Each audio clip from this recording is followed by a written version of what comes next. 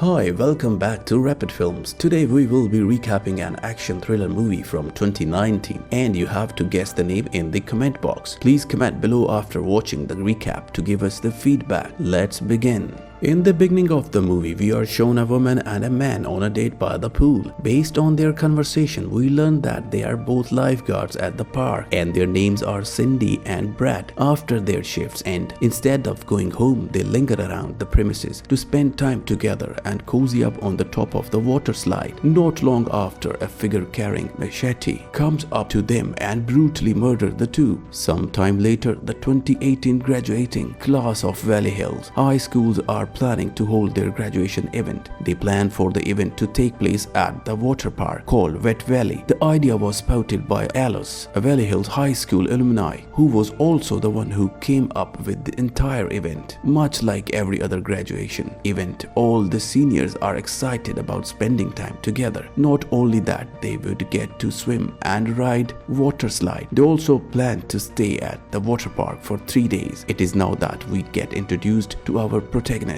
Josh. He and his friends Chad and Slim started a school band called the Blades and they would perform sometime during the event. Later on, an old man named Conrad comes up to them. He tells them that he works as both caretaker and maintenance technician at the water park. Despite having worked there for 35 years, he is still up and kicking. Several hours later, Josh, who are in the midst of practicing with his friends, happen upon Kim, who apparently is Josh's ex, who now works as a lifeguard. The small talk shared between Josh and Kim appeared to render Kim's current boyfriend Tommy jealous. Well, if you think about it, it pretty much makes sense why he would feel that way given the way his girlfriend came at her ex. In the next scene, we get introduced to Michael, who receives a call from his son Josh, the protagonist. During the call, Josh deliberately asks his dad to come to the water park to watch him perform. We then get introduced to one of the people in charge at the park, Priscilla. She is a 1992 graduate of Valley Hills School. Slim tells that he heard a rumor circulated among the students about Priscilla supposedly choosing one graduate to have sex with each year. The rest of the class are now enjoying the water park's main attraction, that is a set of really high and long water slide tunnels. All is good so far and nothing appears out of the ordinary, at least until several bratty teens decide to go down the slide with a bottle of liquor in hand. The incident prompts Paul, the owner of Wet Valley, to take action and Conrad, the caretaker, to clean the pool from broken glass and blood. In the afternoon, Kim and Tommy happen to come across Josh, who are hanging out with Chad and Slim. George's friends summon Tommy to ask him to look for a cord extension. While Tommy gets busy setting up the speaker and microphone's cable, Josh opts to seize his opportunity to be alone with Kim in another area. Alone and sneaking behind Tommy's back, Kim and George start hooking up. Meanwhile, George's dad is having dinner with Priscilla. In the beginning, they are shown conversing about. We, the audience, are not able to hear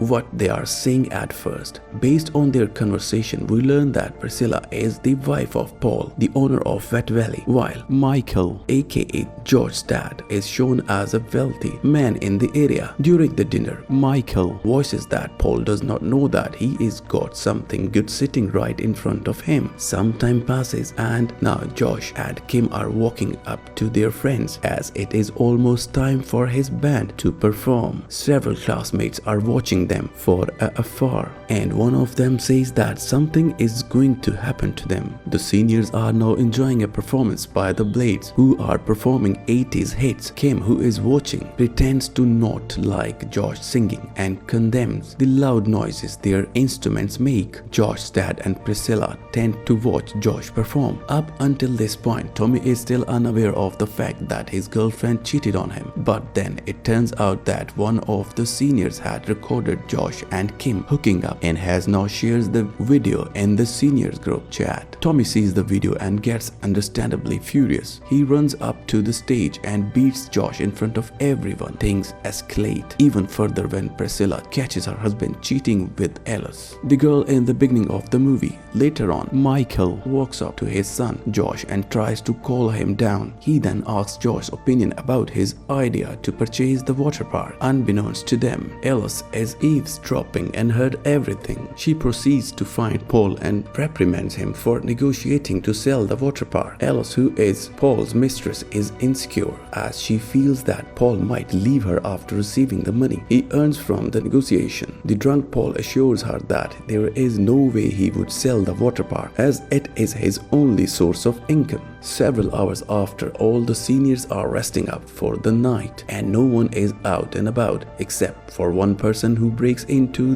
one of the water slides to install a pair of large metal blades arranged in an X shape inside. Even worse, on the next day, Michael, who is walking around surveying the area, is apparently being followed by a mysterious figure. Michael gets shot in the leg and is then taken to the shed. As it turns out, the shed also contains Cindy and Brad's dead bodies, aka the two lifeguards from the beginning of the film. In the next scene, we learn that Tommy has been fired from his job and Kim just dumped him. Shortly after, Conrad comes up to him and tells him that Kim no longer cares for him. However, Tommy still holds out hope because he loves her. After lunchtime, Conrad, the water park caretaker, runs the water that goes down the water slides. At this point, no one is aware of the metal blades inside one of the slides. Meanwhile, Priscilla, who also works there, opts to spend their time hooking up with Slim instead of doing her job. In the afternoon, all the seniors are excited to participate in the fun competition. With the $500 prize, they would be split into teams and will compete for the fastest to slide down the water slides. Naturally, Josh teams up with the Shad and Slim. However, Slim is still nowhere to be found. They instead see Tommy, who suddenly comes up to them despite having been fired from the job. Tommy tells them that he comes not as an employee but as a visitor now, and he is also taking part in the competition. The rest of the seniors do not seem too fond of the idea and won't let him join. With the Slim still nowhere in the sight, Josh and Shad decide to ask Kim to team up with them. Not longer after, Tommy, who had nothing better to do than stand around, notices something amiss. He takes note of a trail of the water leaking out of one of the slides. He also finds remnants of the water slides material, meaning someone has poked holes at the slide. While all the seniors are lining up to get to the top of the slides, Conrad is chilling by the pool waiting for the competition to start. While this is going on, Tommy, who is now convinces that one of the slides has been tampered with, begins trying to discourage everyone from going down the slides. Unfortunately, the seniors brush him off as they already think of him as a party popper for what he did the other night. In mere minutes, the competition is about to begin by the event organizers and the pool caretakers. To ensure everything would go well, Priscilla communicates with Conrad, who is guarding below. Of course, neither are aware of the blades installed inside one of the slides. Tommy is relentless. He still tries to inform Paul and Priscilla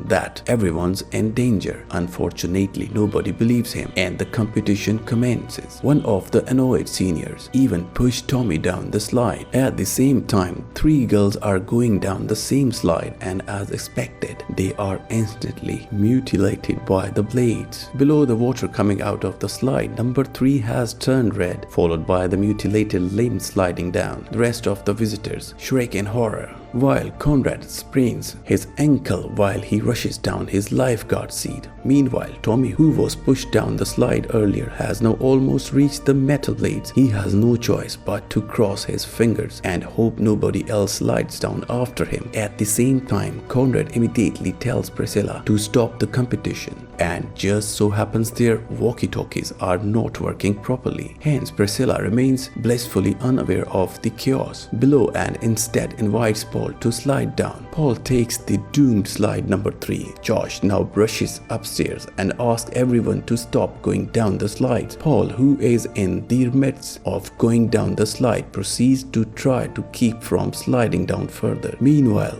the two senior girls and Tommy, who are already cramped down the blades, gets pushed down further and die. Nobody certainly expects that all this fun and games would turn this bloody. Amidst the panic, Conrad asks Chad and Kim to shut down the water pumps in the shed. But upon entering the shed, they stumble upon the dead bodies of Josh's father and Michael, along with the two lifeguards. Back to the slides, Paul can no longer hold on due to the rapid rush of water. He slides down and falls victim to horrific blades as well.